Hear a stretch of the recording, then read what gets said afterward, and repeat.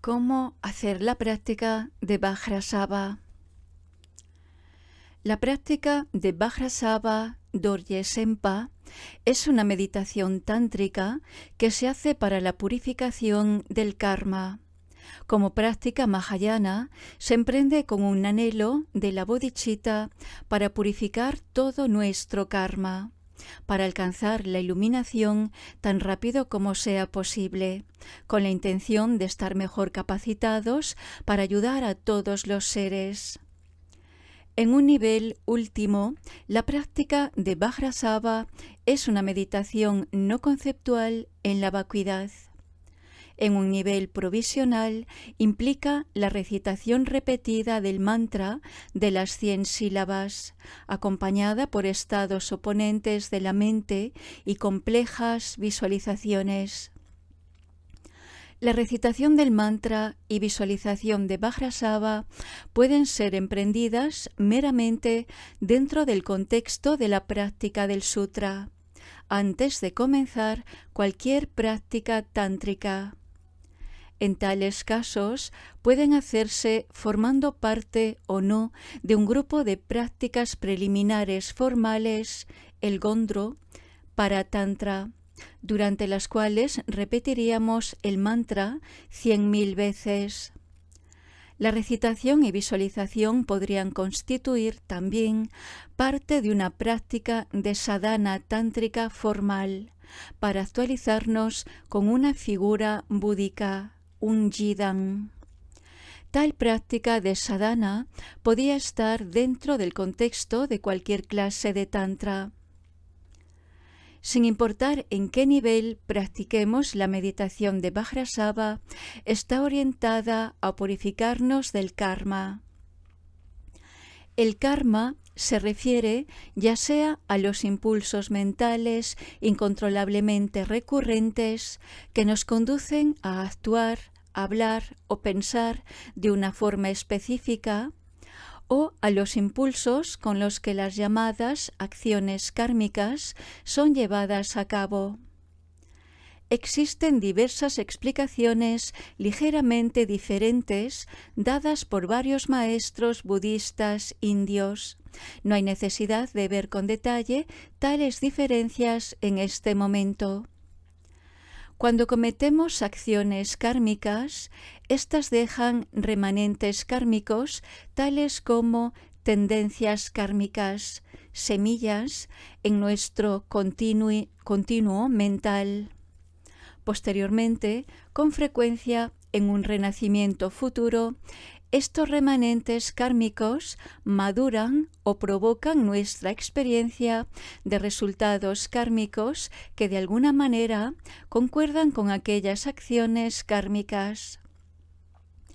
Maduran, entonces, no se refiere al surgimiento de resultados inmediatos hechos por el hombre, como el dolor de golpear nuestro dedo del pie o los efectos inmediatos de nuestras acciones en otros.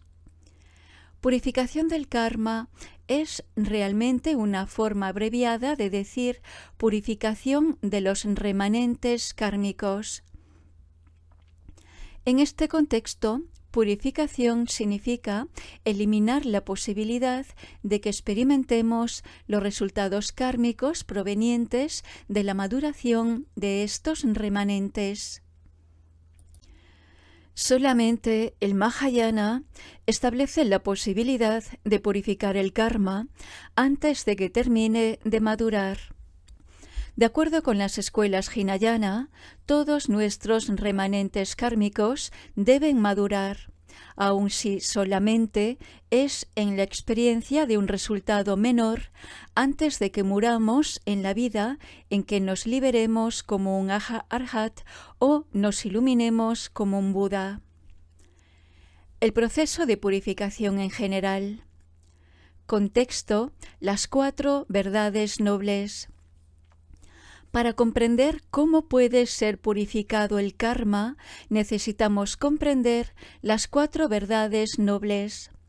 La purificación del karma solamente puede ocurrir dentro del marco de las 4 verdades nobles: sufrimiento verdadero, causas verdaderas, orígenes verdaderos, cesación verdadera y vías de la mente verdaderas, caminos verdaderos. Sufrimientos verdaderos. Los sufrimientos verdaderos se refieren a experimentar los resultados que maduran del karma. Pueden ser sensaciones manchadas de algún nivel de felicidad o infelicidad, o pueden ser factores agregados de experiencia manchados. En general, manchado, contaminado, se refiere a algo que deriva del no darse cuenta, marikpa, ignorancia. No darse cuenta de la realidad. Concretamente, no saber cómo existen todos los fenómenos o tener una visión errónea de cómo existen. Existen 3 variedades de sufrimientos verdaderos. La experiencia de infelicidad. Esta madura de una conducta destructiva cometida por la falta de darse cuenta de la causa y efecto conductual y ocurre con no darse cuenta de la realidad.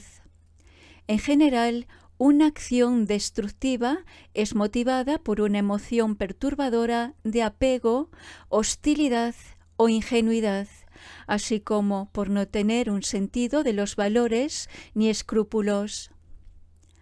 La experiencia de la felicidad contaminada efímera que no satisface, debido a que no puede evitar el retorno de la infelicidad y cuando termina no existe certeza de lo que seguirá.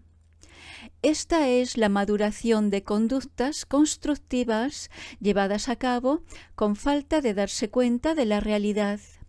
En general, una acción constructiva es motivada por el desapego, la falta de hostilidad u odio o la falta de ingenuidad o ignorancia, así como por tener un sentido de los valores y escrúpulos. Y la experiencia de los factores agregados de la experiencia que surgen con el renacimiento incontrolablemente recurrente, el samsara. Estos factores agregados de la experiencia constituyen la base y el contexto dentro del cual experimentamos los 2 primeros tipos de sufrimiento verdadero. Asimismo, estos factores maduran de los 2 tipos de comportamiento previos, destructivos y constructivos, y de una conducta no específica llevada a cabo también con falta de darse cuenta de la realidad. Más específicamente, este tercer tipo de sufrimiento verdadero se refiere a la experiencia de los factores agregados del renacimiento mismo, la forma de vida, características físicas y mentales e instintos con los cuales nacemos. Estos factores constituyen el resultado madurado del karma y son éticamente neutros, ni constructivos ni destructivos. La experiencia del lugar y situación en el cual nacemos. Esto surge como el resultado dominado del karma. Durante ese renacimiento, experimentar momentos de sentir, hacer, decir o pensar de formas que se asemejan a nuestras acciones kármicas pasadas, o, más precisamente, gustar o desear, actuar, hablar o pensar de esa manera. Tales experiencias son resultados que corresponden con su causa por nuestra conducta. Y la experiencia de cosas que nos ocurren similares a nuestras anteriores acciones kármicas. Estas son resultados que corresponden con su causa en nuestra experiencia. Causas verdaderas. Las causas verdaderas de estos 3 tipos de sufrimiento son el karma y las emociones y actitudes perturbadoras. Las emociones y actitudes aflictivas son factores mentales que, cuando acompañan cualquier momento de nuestra experiencia, provocan la pérdida de nuestra paz mental y autocontrol. Estas motivan acciones kármicas y sirven como las condiciones para producir la maduración de los remanentes kármicos de esas acciones. En última instancia, sin embargo, el karma y las emociones y actitudes perturbadoras se derivan de la falta de darse cuenta de la realidad, o más específicamente, del aferramiento a la existencia verdaderamente establecida. De acuerdo con la ley de certeza del karma, cuando experimentamos infelicidad, es certero que esta infelicidad ha madurado de los remanentes kármicos de acciones destructivas. Cuando experimentamos felicidad manchada, es certero que esta felicidad manchada ha madurado de los remanentes kármicos de las acciones constructivas. Tanto las acciones kármicas destructivas como las constructivas, sin embargo, son motivadas y llevadas a cabo con falta de darse cuenta de la realidad. Tres condiciones producen la maduración de los remanentes kármicos en el tercer tipo de sufrimiento verdadero: la experiencia de los agregados contaminados, los cuales forman la base para experimentar los primeros dos tipos de sufrimientos verdaderos: las experiencias de infelicidad y de felicidad manchada. Las primeras dos condiciones son tipos de emociones y actitudes perturbadoras, mientras que la tercera es un impulso kármico. Estas tres condiciones surgen dentro del contexto de experimentar algún nivel de felicidad manchada, infelicidad o una sensación neutra. Estos tres tipos de sensaciones manchadas, a su vez, son lo que ya ha madurado de otros remanentes kármicos. Las tres condiciones son: 1. Apego; 2. Lo que prevalece; y 3.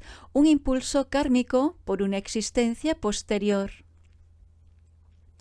Apego, literalmente del sánscrito sed, es la emoción perturbadora de anhelar deshacerse de la infelicidad, no separarse de la felicidad manchada o mantener una sensación neutra.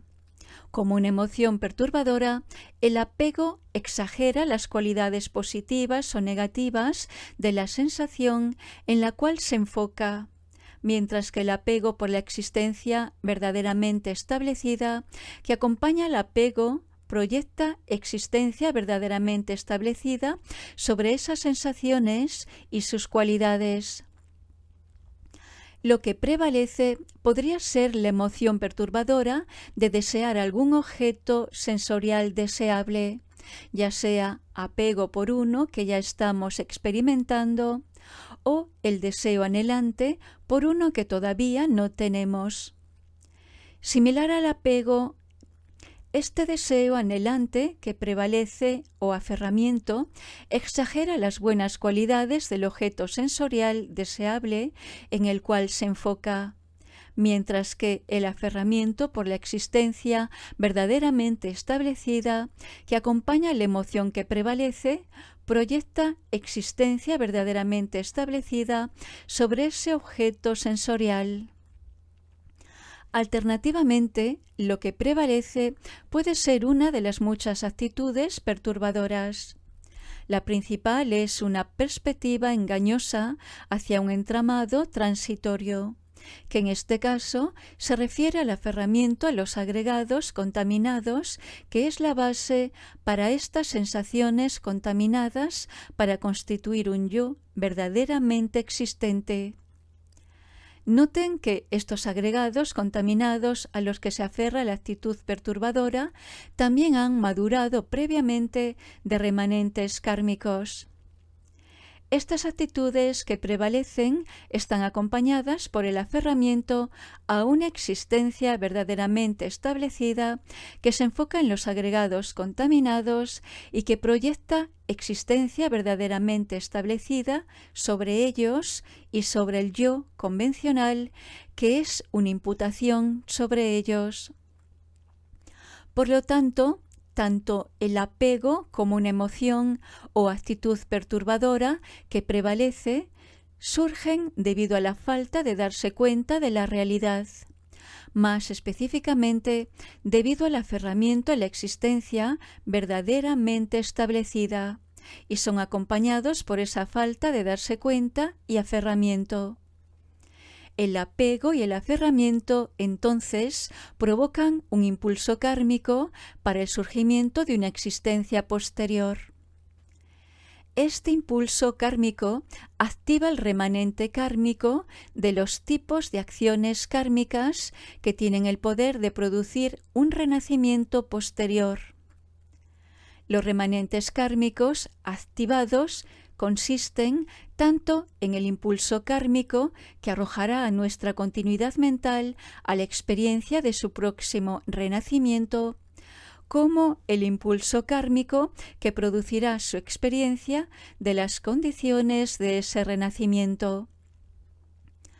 Estos impulsos kármicos son conocidos como karma que arroja y karma que completa, respectivamente.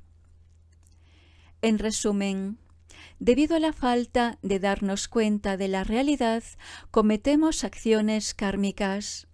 Esto deja remanentes kármicos en nuestra continuidad mental. Algunos remanentes kármicos maduran en nuestra experiencia de sentir algún nivel de felicidad manchada, infelicidad o una sensación neutra.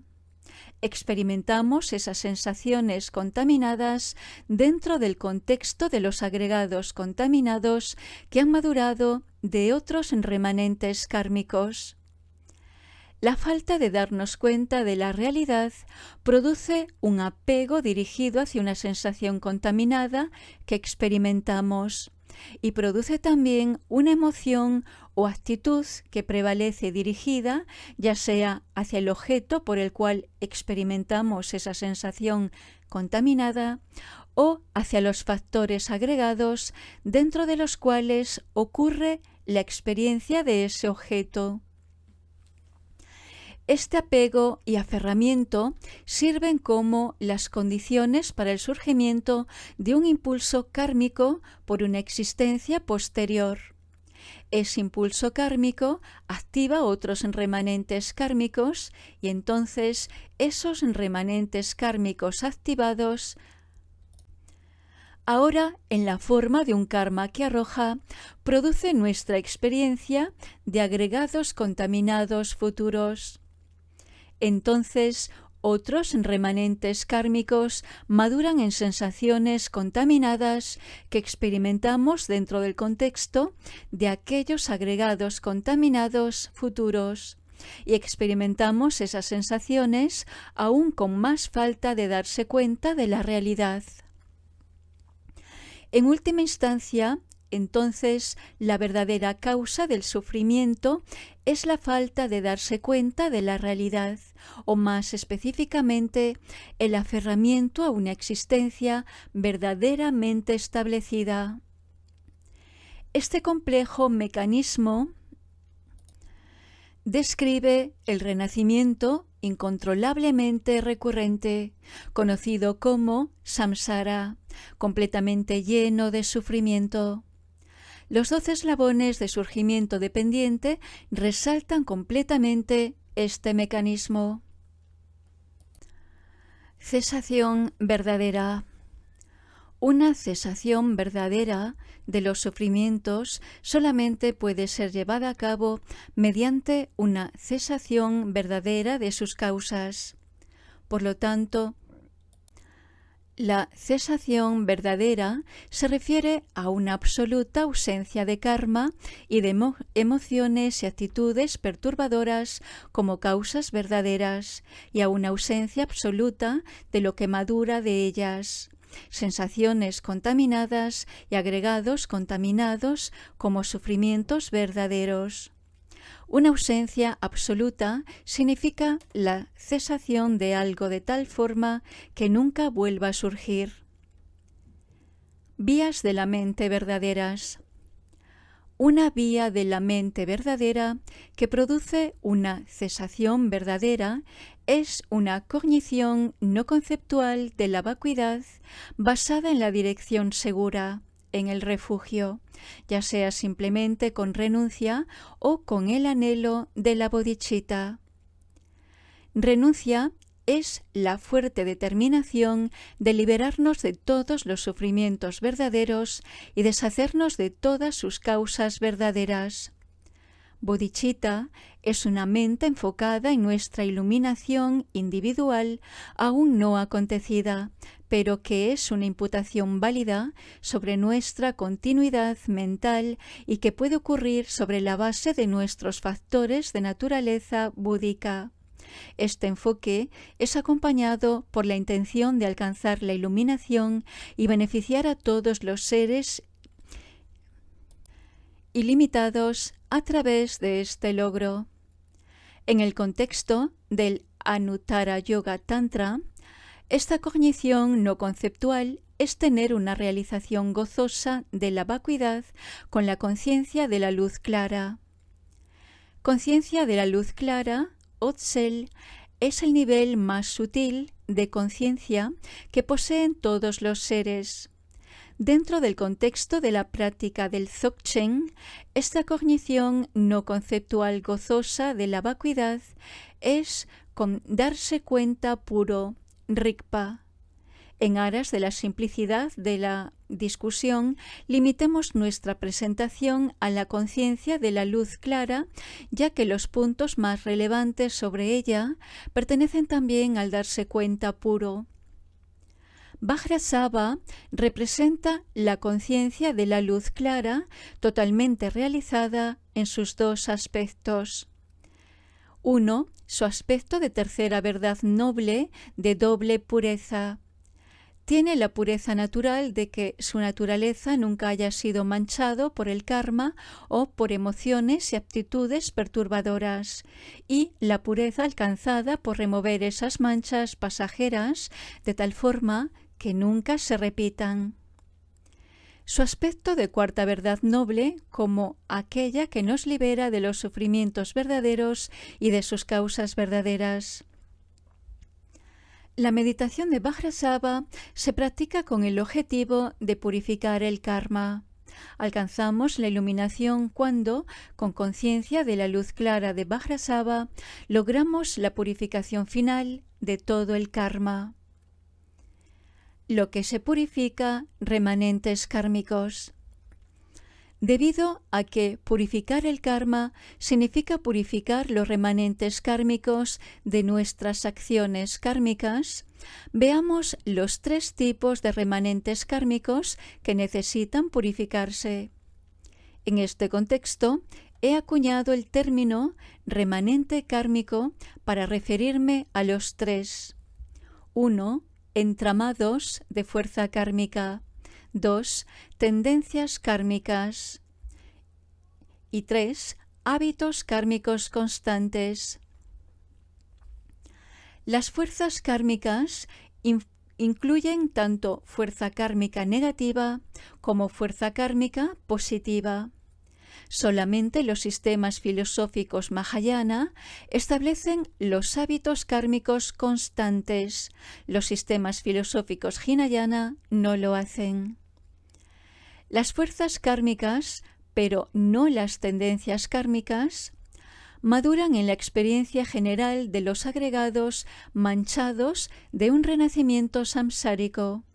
Sin embargo, tanto las fuerzas kármicas como las tendencias kármicas maduran durante un renacimiento en experimentar sensaciones contaminadas de felicidad o infelicidad, experimentar sensaciones de repetir las acciones kármicas similares a aquellas que cometimos previamente, experimentar que las cosas nos ocurren de manera similar a las acciones kármicas que hemos cometido, y experimentar tipos de ambiente en los cuales ocurre todo lo anterior. Las fuerzas kármicas y las tendencias kármicas también son similares en el sentido de que ambas maduran de forma intermitente, no continua. Una vez que han dejado de dar surgimiento a sus resultados, se agotan, ya que no pueden ser activadas. Sin embargo, aún están presentes en nuestra continuidad mental, pero ahora en la forma de lo que se conoce como semillas quemadas, hasta que hayan sido completamente eliminadas con el logro de una verdadera detención de todos los oscurecimientos cognitivos a través de la cognición no conceptual de la vacuidad. Continúan transformadas en hábitos kármicos constantes, limitando nuestro darse cuenta y, por lo tanto, obstaculizando nuestro logro de la iluminación omnisciente. Por otro lado, los hábitos kármicos constantes dan surgimiento a sus efectos continuamente. Dan surgimiento a un darse cuenta limitado en cada momento de nuestra experiencia y a la inhabilidad de conocer las dos verdaderas simultáneamente, lo que existe y cómo existe cada cosa. Al igual que las tendencias kármicas, son fenómenos no específicos. La forma en la cual los hábitos kármicos constantes dan surgimiento al darse cuenta limitado y a esta inhabilidad no es llamada maduración. Una maduración es la conclusión natural de algo que se agota y ya no es capaz de dar resultados posteriores. Los hábitos kármicos constantes nunca se agotan, nunca terminan de forma natural. Solo terminan cuando nuestra cognición no conceptual de la vacuidad nos libera también de nuestros oscurecimientos cognitivos con el logro de la iluminación. Los remanentes kármicos son variables que afectan no congruentes. Purificar el karma, entonces, significa liberar a nuestro continuum mental de los tres tipos de remanentes kármicos al causar que sean incapaces de dar surgimiento a resultados en el futuro. No podemos purificar o eliminar los resultados que ya han surgido de ellos, tales como haber nacido ciego. Para comprender cómo es posible la purificación, necesitamos comprender qué tipo de fenómenos son los remanentes kármicos. A pesar de que existen presentaciones más complejas de los tipos de fenómenos, que algunos de ellos son, veamos la explicación menos compleja. De acuerdo con esta explicación, los tres tipos de remanentes kármicos son todos abstracciones no estáticas y todos son imputaciones sobre una continuidad mental. En terminología técnica, son variables no congruentes que afectan, lo cual significa que son fenómenos no estáticos, que no son ni formas de fenómenos físicos, ni formas de darse cuenta de algo. No comparten las 5 características congruentes con las conciencias primarias del momento cognitivo en el cual ocurren. No estático, impermanente, quiere decir que los remanentes kármicos surgen dependientemente y por lo tanto son afectados por causas y condiciones. Además, debido a que son afectados por condiciones, cambian momento a momento. Como los remanentes kármicos producen efectos, afectan nuestra experiencia. El yo convencional también es una variable que afecta no congruente, una imputación sobre una continuidad mental. Sin embargo, el yo convencional nunca puede ser eliminado de una continuidad mental, ni siquiera con la iluminación, mientras que la repercusión kármica puede ser eliminada para siempre. Podemos alcanzar una verdadera detención, cesación verdadera de ellas. Un yo convencional es una imputación válida sobre una continuidad mental para siempre, dado que no hay ningún oponente mutuamente excluyente a él que pueda destruirlo y eliminarlo, de tal forma que nunca recurra.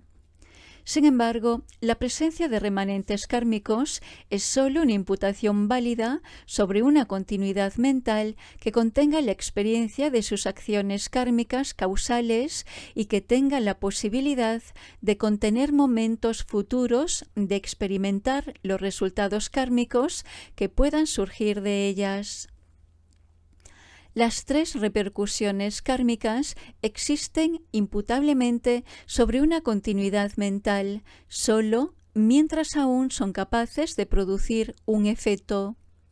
La producción de un efecto solo puede ocurrir dependiente de causas y condiciones.